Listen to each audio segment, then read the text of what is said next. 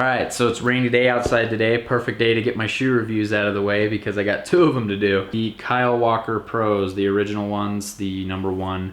They do have a second model of these. They're a bit different. They have like a Velcro strap in the front. And I've heard good things about those. I'm just not interested in them. But I do know they are on sale right now. So if you want like a cheaper pair of Kyle Walkers that are basically the same construction just without laces, maybe give those a try. Alright, here's the beat up one. This is where we ended up. Now, a lot of people would say this shoe still has quite a bit of life left in it. You're correct. I probably could have gotten at least 2 more weeks out of this, especially if I would have done something about this. I didn't. I don't really do shoe goo, stuff like that, just because I wanted to make these reviews base. Anything that you do extra is obviously gonna add time, and your mileage may vary with all the different things people do. Anyway, so the reason I stopped skating them was because it was the wet season here. So when I would wear these, like I would just, because I wear my skate shoes casually, I don't just like only wear them when I skate. When I was like going to work during the wet season, I would walk around and this would get my feet wet. So I stopped wearing them. These shoes, the timeline in my previous review of the Anthony Van England's was a little off. It was off by about 2 weeks.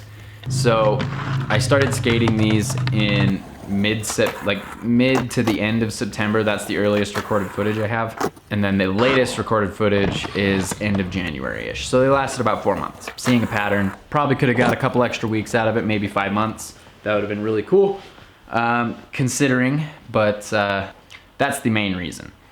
They probably could have got 2 more weeks out of them, especially if it was summer. Technology-wise, there's not a whole lot going on. I mean, it is the Vans Waffle Cup, so it's a hybrid. It's a Volk and a cup. So, I mean, that alone is pretty good, and they've got that extra rubber layer on the toe cap that gives it that extra durability. Suede, which has obviously been the best material for skate shoes ever since its existence. And I mean, nothing too crazy technologically. The reason why the Van England's were so interesting was because the sole was different than the rest of them. It had that stabilizer. It was made of that mesh, so it was real thin and breathable and light. That was what made those ones cool. That was the extra tech in them. These ones, they're more standard and they're really cool. So, I mean, with the wear patterns, there's nothing real specific. I always have this like really defined toe wear, and I even got into the toe cap, which is awesome. I mean, I would like it if I could wear through the bottom of the sole long before I wear through the suede and the toe cap, and before this would happen. But you can't have the best of everything. These shoes did skate really well though. So out of the box, the first day I skated them, I was actually like on a vacation. I was skating with my Anthony Van England's, and I wore through the sole completely. So it felt like I was doing a bunch of tricks on ledges with lots of wax, and I was just sliding around, didn't have a whole lot of control anymore. So I decided to go and buy some new shoes. I did skate really well the last 2 days I was there, and I was wearing the Kyle Walkers. It took me about 2 days to break them in. It took me both days I was down there to break them in. After that, they skated phenomenally.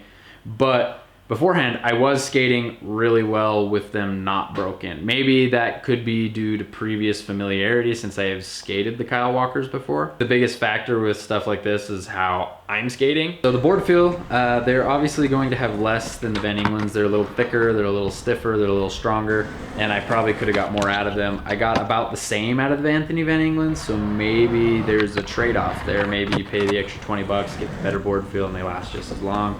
Or you save the money, get the cheaper ones that skate just as good, and you subtract a little board feel. Currently, they're my favorite Vans to ride other than the Van England's. Like, I would skate Van England's if they weren't as expensive as they are. So specifically, I did notice these shoes did a little better with drops. I mean, a lot of drop skating kind of goes with your insole. The outside has something to do with it, but not as much as the insole. They're very similar with Vans. They're all pretty much the same.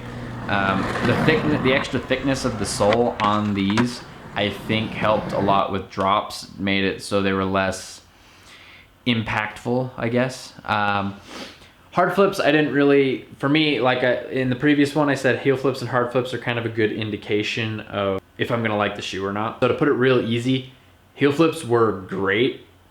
They were awesome. I didn't have any problems the whole time I was doing it. I didn't have any like inconsistent days even really. Obviously, the biggest factor with stuff like this is how I'm skating, so take this with a grain of salt. Hard flips, they just worked. Like I said previously in the other review, hard flips, I'm usually really consistent with them, and I usually chalk it up to the shoe shape. Sometimes I'll sit down and figure it out if I'm really like trying to figure it out. But with these ones, I popped it up, they got up there, I caught it, and I usually landed about center. Other than that, nothing really specific. I mean, they just skate overall really well.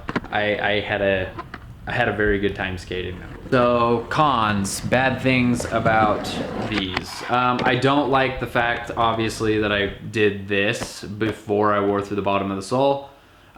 This I can give a pass because this sole down here is so thin that I probably would have wore through it relatively quickly. This piece, I would really like it if there was some kind of extra something holding this together to maybe keep it together. Because I mean, even just like stitching it would keep it together for an extra 2 weeks.